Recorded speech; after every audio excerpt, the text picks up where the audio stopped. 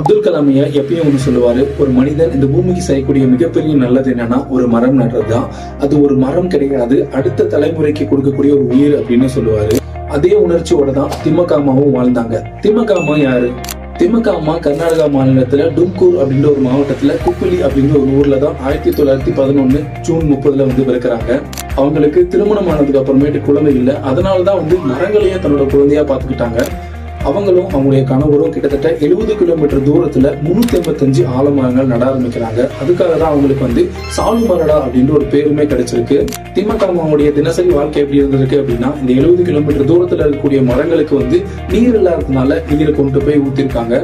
So அதனாலதான் இவங்களுக்கு பத்மஸ்ரீ விருதோட சேர்த்து கிட்டத்தட்ட 15 விருதுகள் இவங்களுக்கு கிடைக்குது. வாழ்நாள் முழுவதும் மரம் நடுறதுதான் தன்னோட வாழ்க்கையா மாத்தி இருக்கக்கூடிய திமுக அம்மா தன்னோட 114 வயசுல இப்போ 2025 நவம்பர் 14 அன்னைக்கு இறந்திருக்காங்க.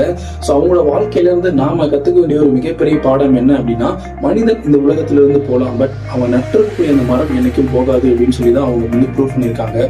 இதனால் வரைக்கும் நீங்க ஒரு மரமாச்சும் நட்டிருக்கீங்களா அப்படின்றத மறக்காம கமெண்ட்ல சொல்லுங்க. இதே மாதிரி நிறைய விஷயம் தெரிஞ்சுக்கணும் அப்படின்னா நம்ம பேஜை ஃபாலோ பண்ணிக்கோங்க.